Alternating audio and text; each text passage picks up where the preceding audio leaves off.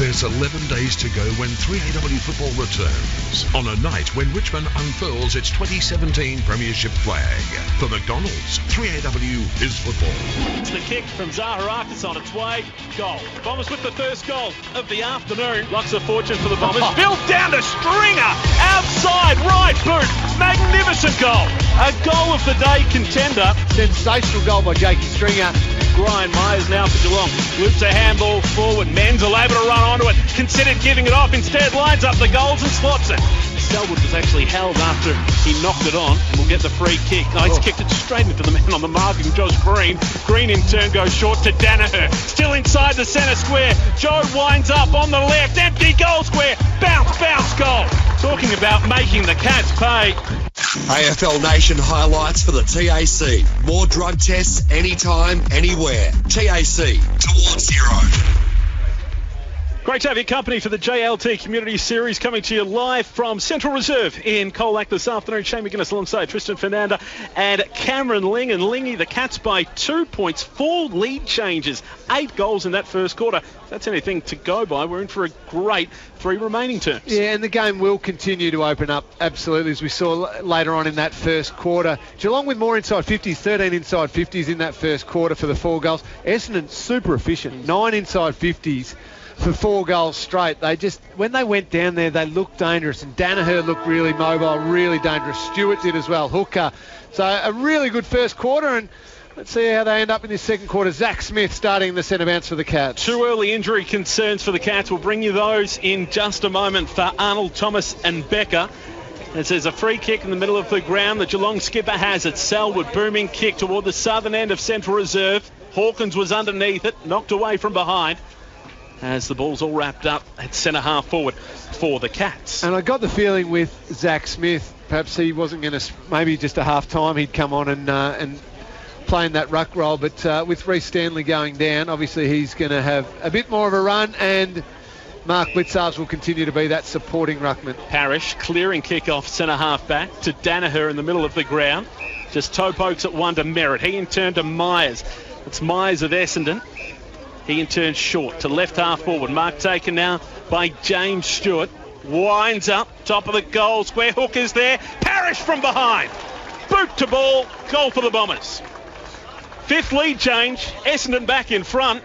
5 straight 30. Geelong 4-2, 26. Tyre Power scoreboard. For all the old school footy coaches out there, Shana, that's the one that sends them nutty. The ball cannot get over the back when you're a defender.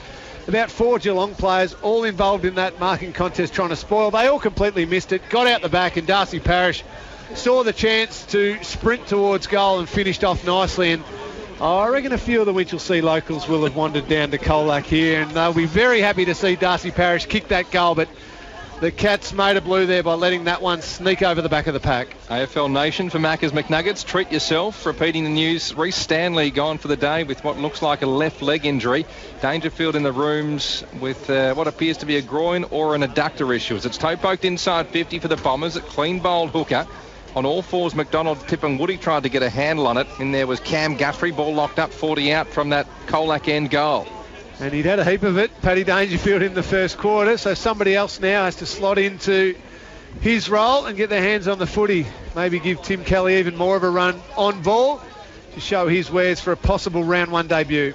Cats with a chain of handballs. It ends with Tui. Left back pocket. Drives it long outside defensive 50. Hawkins flew, couldn't mark. Waiting down Bell Chambers. His handball chopped off by Kelly. One of our MEGT Rookie of the Day contenders, your local apprenticeship experts, as Hawkins again handballed errantly. Kelly couldn't keep it inside the field of play. It'll be tossed back in on the outer side wing position.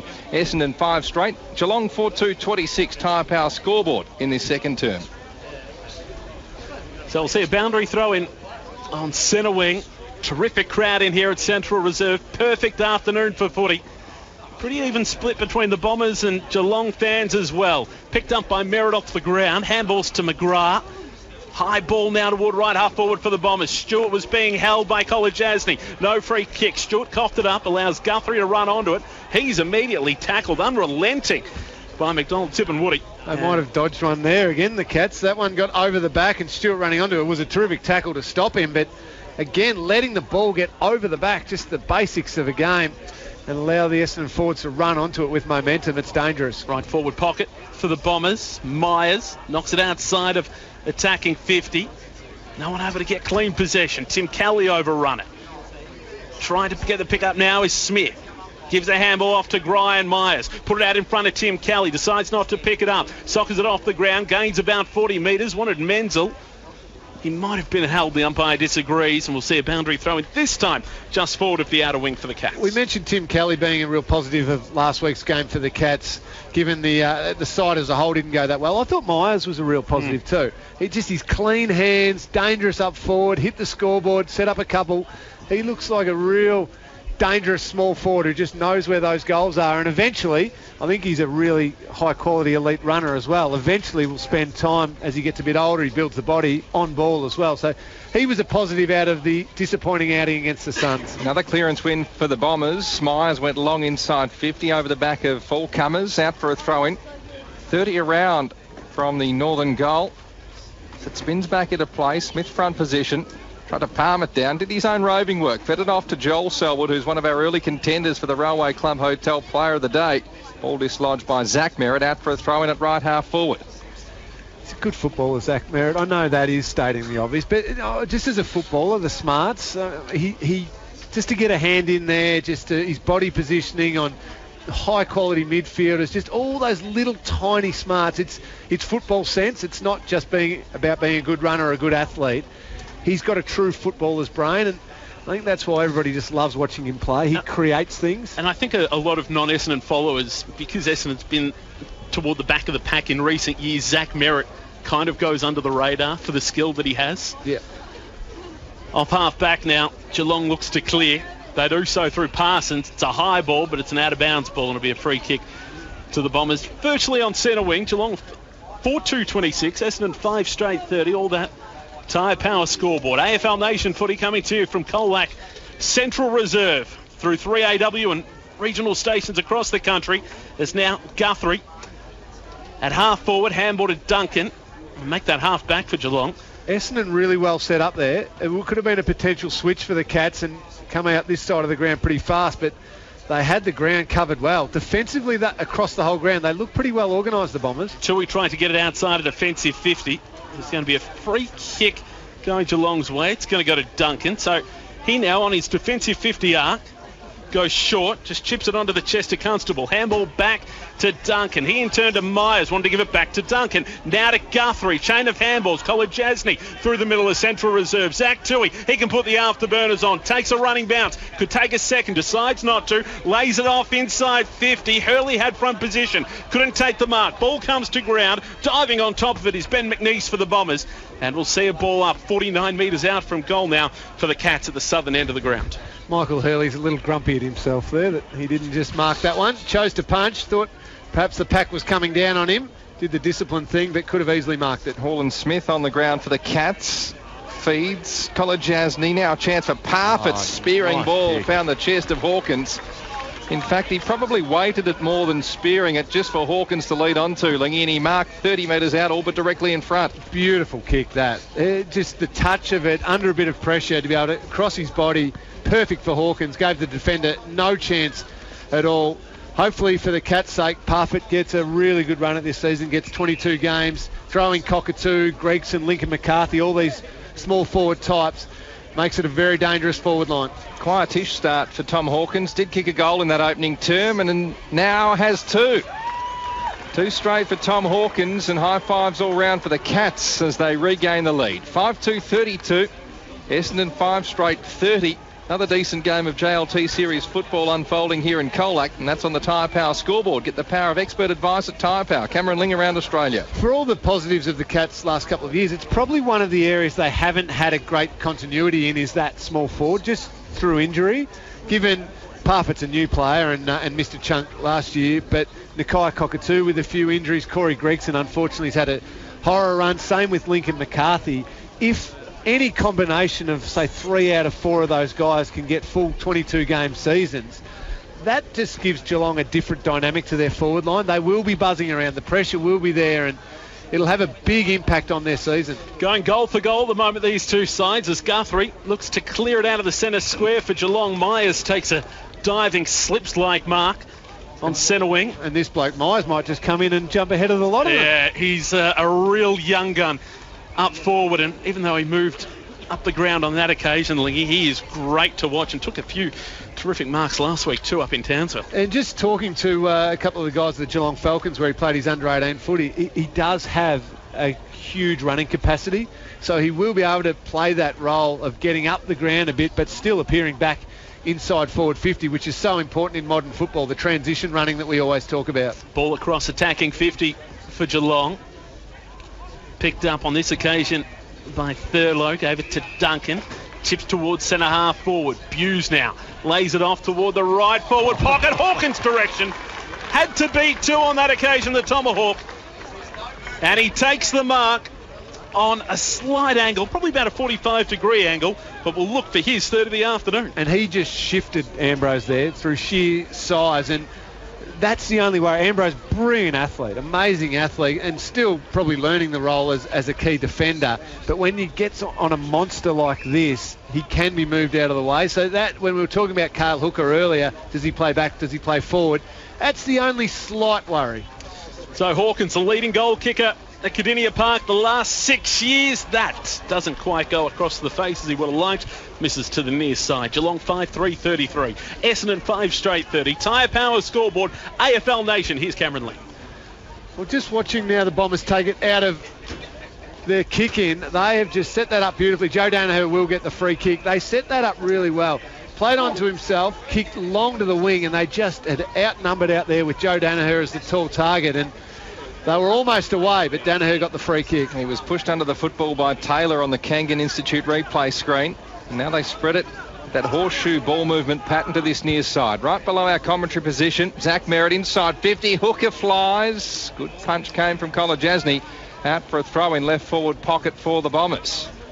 Looks like that will be the key defensive setup the Cats will go in with round one. Will be Kolajasny, Tom Stewart and Harry Taylor. But Mark Blitzarve's playing that role last week against the Suns. Maybe he's one they will look at different times. But I feel round one, the three key defenders for the Cats will be those three players. Bombers into attack. Geelong, though, come up through Selwood. Quickly releases the handball off to Mark O'Connor, one of their three rookie-listed players playing this afternoon. O'Connor went with the 1-2, gets it back, kicks toward the outer wing, sliding in Jermaine Jones. Couldn't quite get the pickup. Getting it for Essendon is McGrath on this occasion.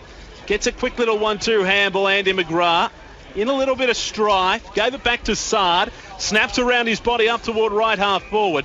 No one able to take it cleanly. Comes off the chest of Begley, and a boundary throw in 60 metres around from goal for the Bombers. They're 5 straight 30. Geelong 5-3-33. We just called Andy McGrath's name. We know what talent he has got. Already up to 8 touches. So different times throughout this year he will certainly be used on ball, finding the footy.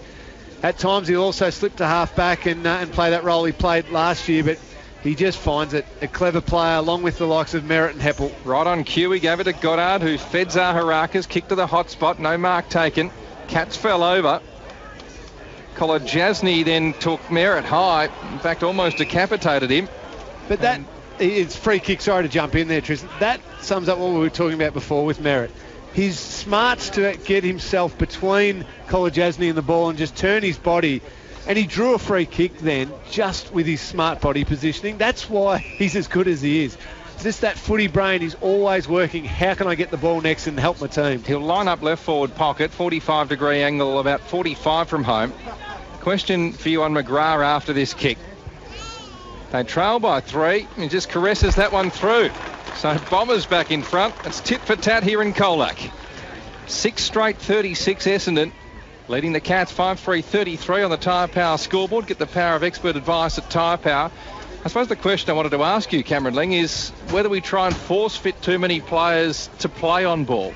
I mean, after what we saw from him against, say, Eddie Betts in his first year, could he become that devastating half-back that is so valued in the competition? It's a really good question, because you don't just naturally have to say, OK, well, he's got to play more on ball. And if the on-ball combination is working beautifully, it's Heppel, it's Merritt, Devon Smith comes in, Jake Stringer, at times David Myers, at times Zaharaka, and it's all working beautifully. Well, absolutely. Play him off half-back and let him beat good players and set up their attacking play. But I think ultimately he becomes a midfielder. I think that's just where his natural strengths will lie. Sorry, Lingy. Big Rattigalia went into the ruck, then tried to rove his own ball, took on a couple, and then gets a quick little handball off, gave it to O'Connor. He drills it inside 50 to Daniel Menzel, who will line up directly in front, 46 metres out. But that big body of Rattigalia, that'll come in handy during the season. Don't ever apologise when you get to call that name, Shane. I jump in straight away because it was well done, wasn't it? And he missed that shot at goal at the end of the first quarter. He wouldn't have liked that, but that'll give him confidence. Follow-up work and set up a shot for his team. Dan Menzel already with a couple this afternoon. Comes in. It was an awkward-looking action. The drop of the ball. Too close to the man on the mark. And that one's just scraped through for a minor score. Geelong 2 points in arrears of the Bombers. Essendon 6 straight 36. Geelong 5-4 34. All that Tyre Power scoreboard. Here's Tristan Fernanda on AFL Nation. Read a story, boys, on Rattigalia in The Age, and his love of footy actually stems from a packet of chips, believe it or not. I'll get to it in a moment. It's Cam Guthrie spun out of trouble. Did you get a Cameron Ling footy card in it or something? Exactly right. Exactly right. I don't know that Lingy was the player involved, but we can flatter him. Lingy, you were the player involved. He started playing rugby league, then soccer, and as he moved to Victoria, he discovered a love of AFL because they were the cards he could get a hand on. Perfect. I'd love it if it was me, but I'm sure it was a hell of a lot better player than me. Take the credit. Yeah. Ball between wing and right half forward for the Cats. Spike ball ends with Guthrie of the Zach variety, who fed his brother. Floating ball inside 50, going back courageously there. Hurley couldn't mark. Kelly just slid in there for the Cats, paddled it out of the congestion, and the umpire's plucked out a free kick, and it's going to go his way. Well, await the Kangan Institute replay screen. Didn't see too much there, Lingy. Must have been taken high. That's the only thing I can think of. It must have been. I'm with you, Tristan. I didn't see anything at all, but it was the umpire outside of the zone who paid it. So perhaps just a hand or an arm was slipped over the far shoulder, and the umpire had a better view than any of us. Another impressive showing. His 8th disposal. He kicks from 45 and kicks the goal. A lot to like about this young man, who's all but a lock for round one. Cats with their 6th. They're 6-4-40. Essendon 6 straight 36 as we tick over 16 minutes on the Ray White clock. I know there is a man named G. Ablett to come back into this team, and I think if he's fit, they'll find a spot for him. But having watched last week on TV against the Suns and now this one live, I think you can say Tim Kelly will play in that round one game. He's got the body already, the mature body. We know that he was drafted as a mature age, but he's got the smarts. He seems to have the running ability, the power, and even just that finish there. So he's got the composure, not worried about just going back, slotting the goal. So I would say he will be in Chris Scott's first 22 against the Demons in round one. AFL Nation footy for Maccas, 24 McNuggets for just $9.95. Free kick, middle of the ground. It's going to go Geelong's way. It's going to go to Mitch Duncan, who wanted to play on. Now goes back, takes his kick. Thurlow juggles the mark and takes it. Cats by 4 points. 40 plays 36, mid-stages of the second term. Thurlow to Constable. Handball back to Thurlow to Duncan. Now ducked into that from Joe Danaher, but got away with it as well. Was probably a little bit undisciplined from Big Joe. And Mitch Duncan will get the free kick. Dead middle of Central Reserve here in Colac. Driving ball inside 50. Great leap into the air from Mark Blitzarves. Didn't have to jump on the back of Dyson Heppel on that occasion, but just ran up, took the mark, and he'll line up directly in front of goal this to stretch Geelong's lead to 10 points. I'm busily searching the ground right now. No, Zach Smith is out there. I just want to see if Blitzarves was doing it from the ruck again. Every chance he can. He's getting forward for that long kick inside 50, and the pack forms, and Blitzarves sort of gets an unimpeded run at it more often than not. So for his second goal of the afternoon, Mark Blitzarves, good-looking kick just off to the right, wrong side of the stick, and Geelong 6-5-41. Essendon, an accurate 6 straight 36. Tyre Power scoreboard on AFL Nation, live from Colac. It's great footy to watch, Lingy. Question I have for you from, say, a coaching perspective is, would they be happy with what they're seeing given the efficiency that both sides are actually executing inside 50? No coach is ever happy. They just continually get grumpy, but it's a fair question. And a 50-metre penalty here paid against Blitzarves for not giving the ball back, and he's arguing, saying Joey Danaher didn't try and catch it, but Danaher's going to be the recipient of the 50-metre penalty. I think they'd want to be better defensively, and the coaches would be. That's what they'll review during the week. But at the same time, I think they'd be pretty pleased, both coaches, with the way this game's panning out. Danaher, high ball, hooker 4 deep. Flew didn't take the mark. Tui, tumbling ball towards defensive 50, but only as far as Connor McKenna, who marked 45 out directly in front. Now, I know he's a good kicker, the footy, Connor McKenna, accuracy-wise. I haven't really seen him launch too many from distance, but you'd say, nice and fresh early on in the season, he will be able to kick this distance. He'll be kicking pretty much from right on 50. He should have the leg to cover this, indeed. He'll kick from 51, in fact, and it spins really nicely off the boot. They're often so good, Lingy, because they learn from scratch, and that's a perfect example of it. Essendon 7 straight, 42. Geelong 6-5, 41. 19 minutes gone. Tyre Power scoreboard. No tyre safety at Tyre Power. None of those bad habits that we all develop as kids, having grown up with the Sharons. You're right, so many of them are often the best kicks in their team.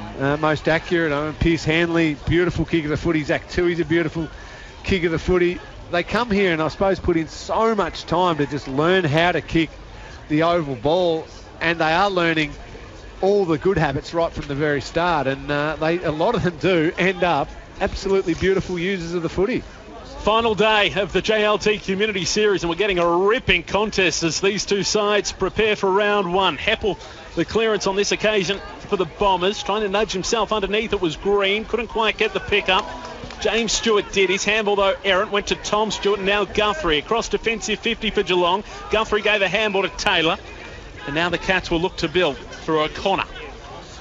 They still want the corridor, Geelong, every chance, and they've got it again to Zach Guthrie, but Essendon guarding it pretty well. They're not letting them get that then fast break from there. Geelong 6-5, 41. Bombers 7 straight, 42. Tyre Power scoreboard. Tom Stewart. Handball to the running Taylor, who drills it through the centre of the ground. Mark taken by Tom Hawkins, still in the centre square, lays it off toward right half forward, and coming through to take the mark for Geelong is James Parsons. So he's looking to give it off. He's just having a little glance around at the moment, Lingy, because he'd have to kick every bit of 51, 52 here, James Parsons. Body language, and I'm not a body language expert, I would say he does not feel comfortable from this distance. No, it's a fair assessment. He's going to have a shot, though. 45-degree angle, 51 out. He's certainly roosted. He's gotten onto it, but the accuracy is the problem. It's still inside the field of play. Picked up at the top of the goal square by Mark O'Connor, and he gets the goal. Well, you could say it was the perfect play on that occasion from James Parsons, how he set it up, but well done, Mark O'Connor. Just found the gap, got it off the pack, and I think a few Essendon players asking the question as to how that wasn't touched. Well, I think they are saying it was touched, but... No goal line technology at Central Reserve, Lingy. Oh, disappointing. Everything else has just been perfect here today at Colac. I'm sure they would have had some goal line technology, but they were adamant that it was touched, but it doesn't matter. It's in the book, and a goal to the Cats, and... Just checking on the replay there. They all went up straight away, the Bombers, so there was a fair chance it probably did hit somebody's fingers on the way through. Kangan Institute replay screen, kangan.edu.au. But good work ethic as well from O'Connor. I think Shane called him here at right half back. Ran the length of the ground. So back in the centre, Hall & Smith, the clearance. Left foot ball towards attacking 50 for the Cats down the Otways end of the stadium. Duncan then took Parrish high. And he'll bounce to his feet at centre half back for Essendon and just relieve the pressure. Does so with a handball. Didn't do so convincingly, might I add. They kick laterally. Hurley at left half back. And just a recap for the listeners out there, Paddy Dangerfield did come off injured in that first quarter. And he's done for the day. He's done for the day. George Hall & Smith has gone through some sort of warm-up. He was going to play, I think, in the VFL practice match. And now he's joined in and was at that last centre bounce. So...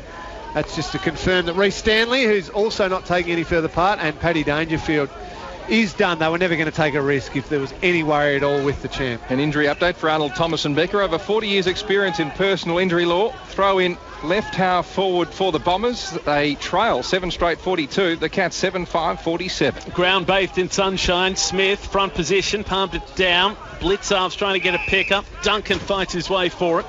But the umpire's found a free kick, and it's going to go the way of Joel Selwood back at right half back. Leading possession winners, boys. Duncan 16, Selwood 14, Dangerfield unbelievably had 12 in that opening term. Merritt leading the way for the Bombers with 15, Heppel 10, Smith, McGrath and Goddard each with 9. Duncan's kick straight onto the chest of Dyson Heppel. The Essendon skipper plays on, kicks on the left. He's got an empty goal square. If he gets the fortuitous bounce, it'll be a goal. He doesn't. And it's a minus score to the Bombers. 7-1. 43, Essendon's first blemish of the afternoon. Geelong 7-5, 47. Tyre Power scoreboard. 23 and a half minutes gone for Ray White in this second quarter. Colin Smith hasn't wasted any time getting involved in the game. He's had 3 touches. He's been on the ground about 3 minutes. Here's Tui. Tried to step inside Heppel. Strong tackle came. Joel Selwood sweeping handball to Duncan. Evasive work good. Then he had to take on Zaharakis. Bit off a little more than he could chew as Devon Smith pounced. Delivered inside 50. Butterfingers there from McDonald, Tip and Woody. So the Cats, Tui, arched his back. Got it to Cam Guthrie and they can ease the squeeze as he drives the ball towards right half back. Didn't hit the mark. Again, a little bit of rustiness from the Cats. Just punched away from Hawkins, who was held. And he'll bounce to his feet, take the free kick at right half back on this near side. If you're a coach, Lingy, are you enjoying that this is a tough, hard contest in the pre-season, or as opposed to winning by 70 or 80 points? No, I think the tough, hard one, absolutely. Especially being the last practice match before that round one. They want the players just feeling what it's sort of going to be like come 2 weeks' time, so they would like this at the moment. Selwood dropped a sitter, had time to recover. Comes off to Buse, flicks a handball up to Hawkins. The Tomahawk went with a handball forward. Sard tripped on his own footy, had time to recover. Handball defensively. Now McGrath picked up, sweeps it off to Zaharakis, drives the ball up towards centre half forward. No mark by Danaher. Lucks of fortune though for Heppel. Pick up, gave it off to Parrish, kicks inside 50. Foot race on here, might be a soccer off the ground opportunity for Hooker. He was beaten to the ball on that occasion by Tui, and Tui's knocked it out of bounds deliberately, and it's going to be a free kick to that man, Cale Hooker. It was 2 players going flat chat, both trying to kick the ball off the ground. Hooker for goal and Tui out of the area, and he did put it out of bounds, but he wanted it to go out of bounds, so I suppose you could argue it, but you're saving it from the opponent too, Lingy. That's exactly right. I thought that was enough of a 50-50 ball that you let that one slide, but the kicks on the left is non-preferred, and he's lucky to get it behind in the end. Cale Hooker as the Bombers move ahead to 7-2-44. Still 3 points behind the Cats. 7-5, 47 as we close in on half-time here at Central Reserve on AFL Nation. Around the ground for McGregor Portables, custom-designed portable building solutions. A little later on, Gold Coast taking on Brisbane. And we finish the JLT series of 2018 with Fremantle and West Coast going toe-to-toe. As we see a throw-in, left half forward now for the Bombers. Punched away from Hawkins from that kick-in. 7-5-47. The Cats play 7-2-44. Still 4 minutes and 17 seconds remaining in this second term. Smith and Bellchambers engage. Heppel tried to get a handle on it. Danaher couldn't. Knocked towards the boundary line where it's trapped by Duncan, who squeezes out a handball to Selwood. He's dealt with after he got rid of it. Down the ground, free kick going the way of Hawkins. Right half back for the Cats. If you're familiar with Central Reserve, it's on the main grandstand side of the venue. He just chips it and finds Myers. Just backward of wing position. And we have our MEGT rookies of the day, your local apprenticeship experts. Let himself down on that occasion. Went looking for the corridor. McDonald, Tip and Woody had his kick partially smothered. Inside attacking 50 for the Bombers. Duncan put his body on the line and really did his utmost to force a stoppage. They were successful, the Cats, but a tad scrappy, it's fair to say, Cameron Ling. Yes, a couple of skill errors just creeping in, trying to square the ball into the corridor, but as we've said all along, this early on in the season, that's going to happen, and not too much of a worry for the coaches. They'll build towards that round one and making sure they hit their targets then. Liking this man, Mark O'Connor, he got a kick away and it was right toward the boundary line. Lucks of fortune for Geelong because Ben McNeese was against the boundary line for Essendon. He got a boot onto it and it crossed the line on the full. So the free kick goes the way of the Cats. Parsons squares it up, just defensive half of the ground to Duncan. No one has gone anywhere near Mitch Duncan in this quarter. He's just had a heap of the footy, and he's still by himself. Up to 20 on the Kangan Institute stat sheet. He's a wonderful player, Mitch Duncan, and probably doesn't get the credit he deserves in a side with Dangerfield, Selwood, and now, of course, Gary Ablett as well. But he's such an important midfield cog as Constable, who's having a terrific game as well. to right half forward. Menzel takes the mark. Has a couple already this afternoon, Dan Menzel. Now lays it off toward the top of the goal square. Hawkins thought he had enough of it. The umpire disagrees. And we're going to see a boundary throw in as the ball's just ricocheted out of attacking 50 for the Cats. Do you think the Tomahawk had a right to claim that mark then? He had a fair piece of it, but no, I don't mind the umpire's decision. I think fraction of a second longer and it would have been a mark, but you're right about Mitch Duncan. He's smart. He ends up in just nice little pockets of space and feeds off his teammates really well, and along the side the likes of Dangerfield and also Joel Selwood and now Gary Ablett, he's just that important link player for them, where if Joel Selwood's bullocking away and dishing the ball out, Duncan can be the one who gets in on the end of it and use it really well. Well, Duncan fell into the back of Zaharakis, who wins the free kick. Just sits it up on this near side wing position, front and square Zach Merritt. Such good awareness. Got it by hand to Begley. McDonald tipping Woody and now Smith. Skinny side, spearing ball at the feet of Stringer. He couldn't get a handle on it. Myers also watched it out for a throw-in. 30 around from Essendon's goal. They trail 7-2-44 the Bombers. Geelong 7-5-47 on the Tyre Power scoreboard. Enough positives today for Devon Smith as well. Just missed that kick, but has found the footy, generally used it really well. Showed his ability to play on ball. We know he can play as a small forward, so a positive for him today. Scoring's just dried up in the last 10 minutes or so. It was a shootout earlier in the term as Stringer, incorrect disposal. It's going to be a free kick coming back to Geelong. It's going to go to Buse. So still inside defensive 50. Jed Buse. Do you expect him to be a more regular face this season? Maybe not with kicks like that. Apart from that kick and it ending up out on the full, yes, absolutely. No, I thought his year last year was a definite positive for the Cats. He's up to 50 games as well, so he's just hitting that part of his career where he understands the game even more. So he'll be that small defender for them most of the season, I'd say. Constable, tackle. McDonald tipping Woody, dives on top of the ball. Still love watching him. And we'll see a ball up. Left half forward for the Bombers. Northern or Colac end of Central Reserve. Geelong 7-5-47. The Bombers 7-2-44. Ball thrown up. Bell Chambers tapped it behind himself. Thurlow knocked it on to Smith. He's tackled. And another ball up, still 50 metres out from goal for the Bombers. We close in on half-time. The Cats leading by 3 points on the Tyre Power scoreboard. All tossed up. Bell Chambers tried to swat it in the Stringer direction. Cam Guthrie round the corner. Floating ball, well marked. Menzel low to the ground at right half-back. Just kicks sideways to Cam Guthrie. Still inside defensive 50. 54 seconds left on the Ray White clock. They're content to retreat. Kolajasny and now Taylor, left back pocket. So they transfer it slowly but surely. Tui not paid the mark, so he's going to be called to play on. And Pearce has won up the corridor. It was a great kick, Lingy, to Joel Selwood. They build. Kelly had to be strong. Punched away from him by McNeese. Going to ground, got his handball free to Goddard. Essendon pounce. Merritt off to Smith, who lines up from 40 and makes the Cats pay. On the strike of half-time, they were just a tad cute, and they got burnt. Geelong 7-5-47.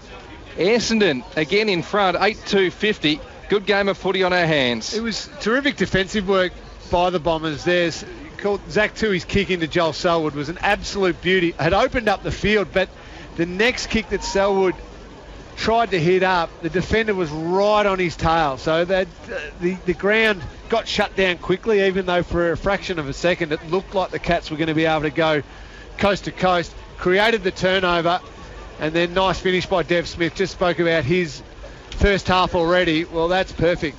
Bit of confidence with the goal.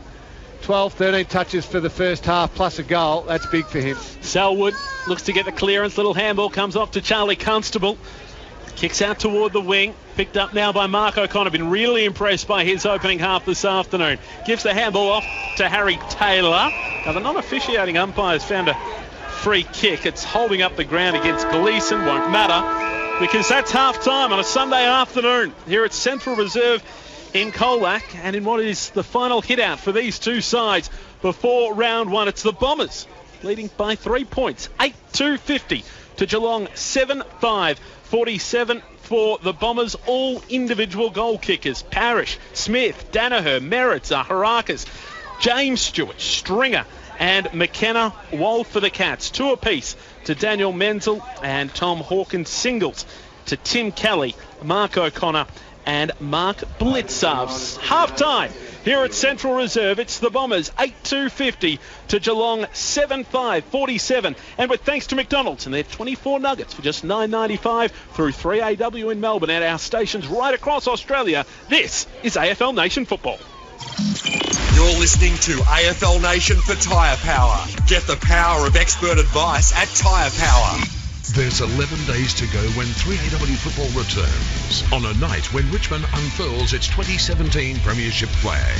For McDonald's, 3AW is football. It's Myers of Essendon. He in turn short to left half forward. Mark taken now by James Stewart. Winds up, top of the goal. Square hook is there. Parrish from behind. Boot to ball. Goal for the Bombers. Here, James Parsons. 45-degree angle. 51 out. He's certainly roosted. He's gotten onto it, but the accuracy is the problem. It's still inside the field of play. Picked up at the top of the goal square by Mark O'Connor, and he gets the goal. Kelly had to be strong. Punched away from him by McNeese. Going to ground. Got his handball free to Goddard. Essendon pounce. Merritt off to Smith, who lines up from 40 and makes the Cats pay. AFL Nation highlights for the TAC. More drug tests anytime, anywhere. TAC towards zero. AFL Nation footy right across Australia through 3AW in Melbourne and our affiliated relays. Great to have your company from Central Reserve in Colac. The JLT series coming to a close for these two teams this afternoon. It's the Bombers leading by 3 points, 8-2-50 to Geelong 7-5-47 at halftime as we move in to our Choices Flooring halftime floor show. The Choices Flooring Halftime Floor Show for Choices Flooring's inspiring Choices magazine. Shane McGuinness alongside Tristan Fernanda and Cameron Ling here in Colac this afternoon. And Lingy, look at the way this game's been played. It's been tense, it's been fast, it's been quite enjoyable to watch for what is meant to be a glorified practice game. I think it's a good hit out. It's an important hit out because it is the last one before that round one, and there is only the two now.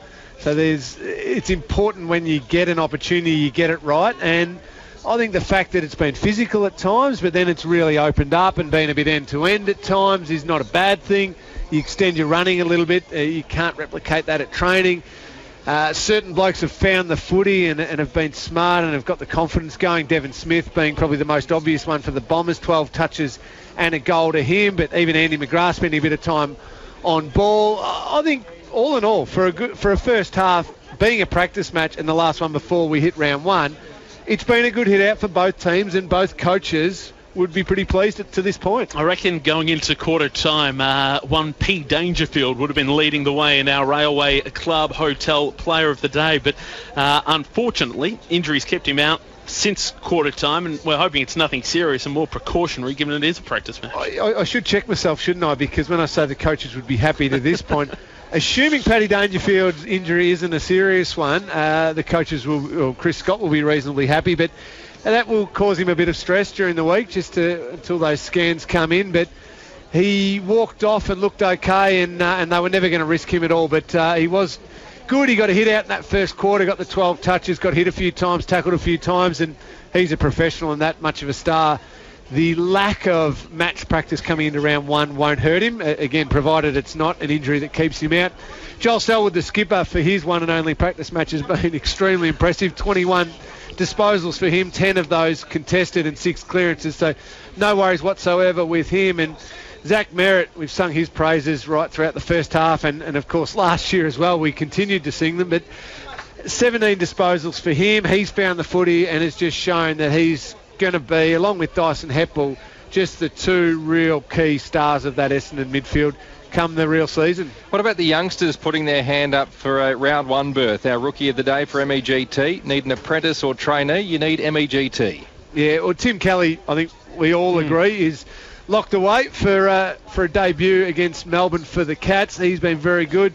Andy McGrath has shown why he won the Rising Star last year. No worries at all. He's going to continue onward and upward and have another terrific season, I would say. Of the younger players, I think, Shana, you mentioned a few times O'Connor for the Cats. Yeah, he's really impressed me, and I wanted to ask you, could he be a senior selection in the early stages of the season, or are there still a few things for yours about his game that are a bit too raw?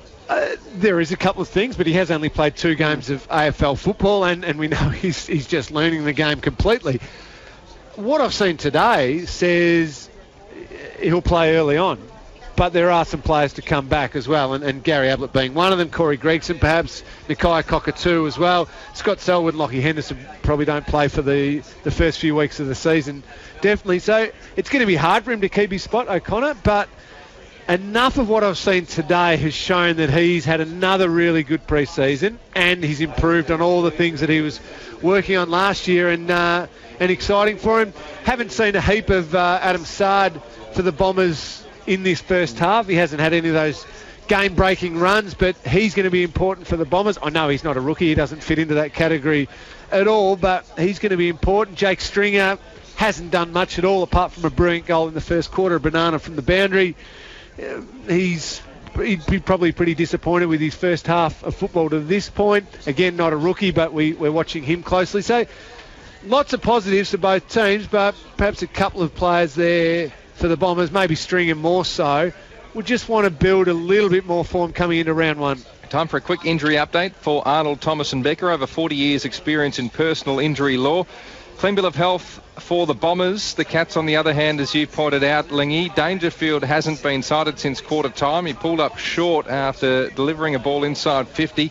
Appears to be a leg injury of some sort, an adductor or a groin. We don't want to try and be too specific because we are only guessing, but he seemed in reasonable spirits on the replay when we saw him in the room, so it doesn't look devastating. No, and he walked off fairly comfortably, very comfortably, and wasn't too annoyed or anything like that. And as we said, they weren't going to risk him from that point onwards. Reece Stanley, left calf, yeah. And do we know if it's a knock on the calf, or do we know? Are we perhaps suggesting a strain or probably a little suggesting tear? More a strain than a knock. Well, you'd be thinking then he misses round 1 with that. You'd be talking a 2-week minimum and maybe even a 3-week for a calf like that. So that's a blow for the Cats, but we've seen Zach Smith come straight in, and he's probably the number 1 ruckman anyway, but Mark Blitzhar's worked well with him, and Blitzhar's been able to push forward and take a couple of grabs, and the Cats have got those couple of other injuries in Henderson and Scott Selwood as well, who'll miss the Melbourne game in round 1. If that does start well, Smith, your number 1 ruckman, Blitzhar's backing him up, does it make it all the harder for Reece Stanley to get back into this side?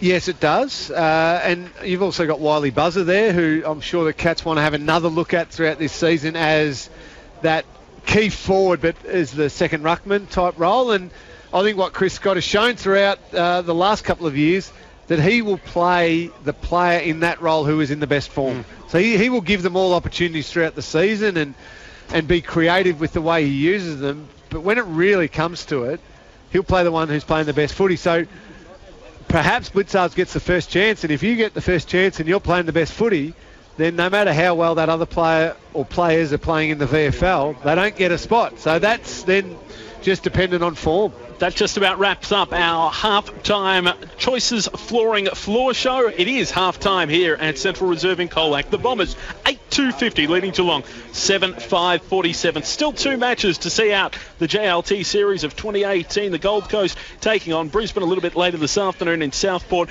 and then Fremantle taking on the West Coast Eagles in a pre-season derby out west. But here in Colac, it's the Bombers by 3 points. You're listening to AFL Nation Footy right around Australia.